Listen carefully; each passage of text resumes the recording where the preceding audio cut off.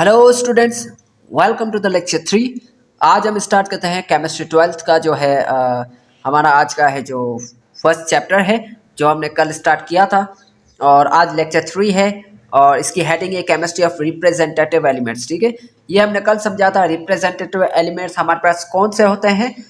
Periodic table में जो group A होता है, जो ग्रुप ए है उसके जितने भी एलिमेंट हैं वो हमारे पास रिप्रेजेंटेटिव एलिमेंट्स कहलाते हैं। आज का हमारा टॉपिक क्या है? Group trends.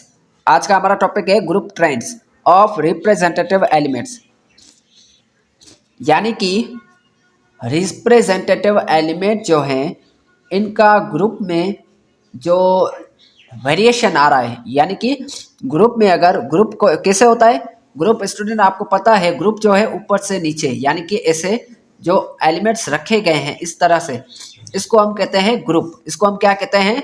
ग्रुप। यानी कि ऊपर से अगर मैं नीचे आऊँगा ग्रुप में अगर मैं ऊपर से नीचे तक ऐसे आऊँगा तो जितने भी एलिमेंट हैं उनकी प्रॉपर्टीज़ में क्या होती है? चेंजेस आते हैं। उनकी प्रॉपर्टीज़ में क्या चेंजेस आते हैं।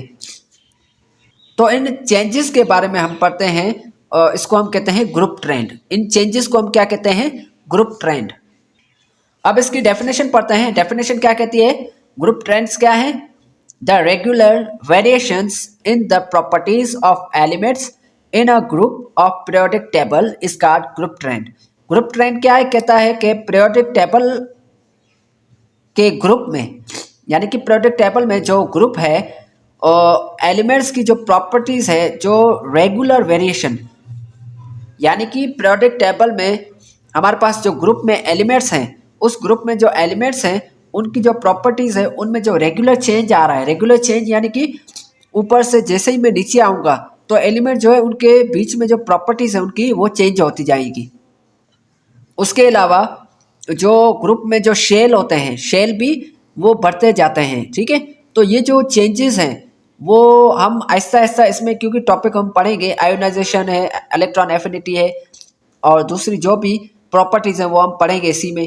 तो आपको स्टूडेंट इनकी जो वेरिएशन है, इनकी प्रॉपर्टीज़ जो है वो ग्रुप में कैसे चेंज हो रही हैं, तो वो आपको उसमें समझ में आ जाएगा। ठीक है, तो ग्रुप ट्रेंड का मतलब ये है कि ग्रुप में अगर मैं ऊपर से नीचे आऊँगा तो एलिमेंट की प्रॉपर्टीज़ में चेंज आता है, यानी कि एलिमेंट की जो प्रॉपर्टीज़ है वो चेंज होती जाती है। तो वो जो चेंज हो रही है एलिमेंट की प्रॉपर्टीज़, तो इस चेंजेस को हम क्या कहते हैं? Group trend. और वो चेंजेस कौन कौन सी चेंजेस होंगी, यानी कि आयोनाइजेशन, अगर मैं बात करूं आयोनाइजेशन एनर्जी, तो वो ग्रुप में अगर मैं ऊपर से लेकर नीचे तक एलिमेंट्स को देखूं ग्रुप में, तो उनकी जो आयोनाइजेशन एनर्जी है वो बढ़ रही है या कम हो रही है। तो इस चेंजेस को हम क्या कहते हैं? इस वेरिएशन को हम क्या कहते हैं? Group trend. उसके बाद अगर मैं बात करूं अट्रैक्शन की, यानी कि एक जो एटम होता है, सपोज यहाँ पे ये जो है न्यूक्लियस है और उसके बाहर यहाँ पे शेल, ये जो शेल है। अब स्टूडेंट यहाँ पे न्यूक्लियस में क्या होता है? प्रोटॉन, जिसके ऊपर प्लस चार्ज होती है। ठीक है, यहाँ पे क्या होता है? यहाँ पे देखें, ये न्यूक्लियस है, न्यूक्लियस के अंदर प्रोटॉन के ऊपर प्लस चार्ज होती है। प्रोटॉन के ऊपर क्या होती है? प्लस चार्ज होती है। और बाहर यहाँ पे शेल के अंदर क्या होते हैं? इलेक्ट्रॉन। शेल के अंदर क्या होते हैं? इलेक्ट्रॉन के ऊपर कौन सी चार्ज होती है? माइनस। तो अब यहाँ पे जो है स्टूडेंट, जो प्लस चार्ज और माइनस चार्ज ये आपस में क्या कहते हैं? अट्रैक्ट। ये एक दूसरे को अपनी तरफ खींचते हैं। ये अपने आप को क्या कहते हैं? इलेक्ट्रॉन और प्रोटॉन एक दूसरे को अट्रैक्ट करते हैं, अपने आप को जो है एक दूसरे की तरफ खींचते हैं।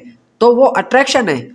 अगर जो है हम देखें इस हिसाब से, तो यहाँ पे जो नज़दीक का जो शेल है, इसके इलेक्ट्रॉन और प्रोटॉन, इनके बीच में अट्रैक्शन ज़्यादा होगी। इनके बीच में अट्रैक्शन क्या होगी?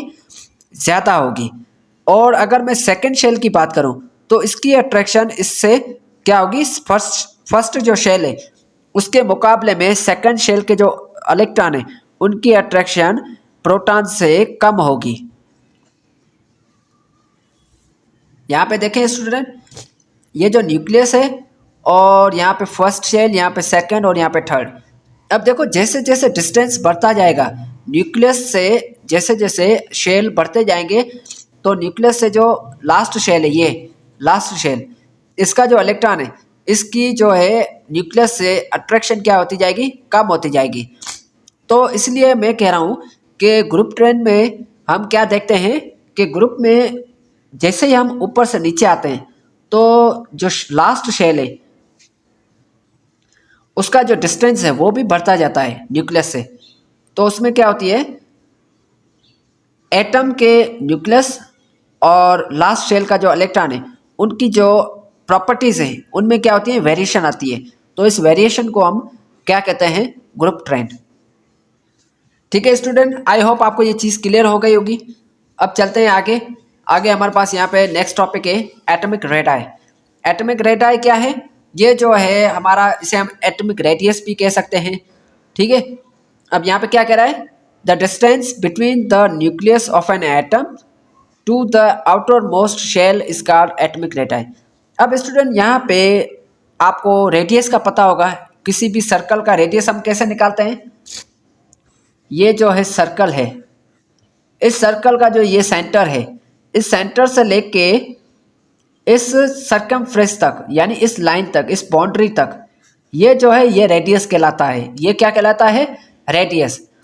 इसी तरह से एटम जो है, ये एटम है, एटम के बीच में क्या होता है, न्यूक्लियस। एटम के बीच में क्या होता है, न्यूक्लियस।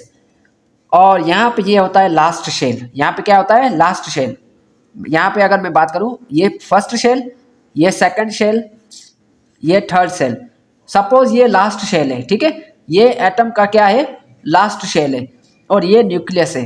तो यहाँ न्यूक्लियस से लेके ये जो लास्ट शेल है, यहाँ तक का ये जो फासला है, इसे हम कहते हैं एटॉमिक रेडियस। ठीक है स्टूडेंट, यानी कि ये न्यूक्लियस और ये जो आउटर मोस्ट शेल यानी कि लास्ट शेल। तो लास्ट शेल और न्यूक्लियस, इन दोनों के बीच का जो ये डिस्टेंस है, इसे हम कहते हैं एटॉमिक रेडियस। ठीक है, तो आज के लिए हम इतना ही पढ़ते हैं, क्योंकि टाइम काफ़ी हो गया। ठीक है, तो बाकी के टॉपिक जो हम नेक्स्ट लेक्चर में कवर करेंगे। ठीक है, तो थैंक यू, आज के लिए इतना ही, इसको याद करें। मिलते हैं नेक्स्ट लेक्चर में।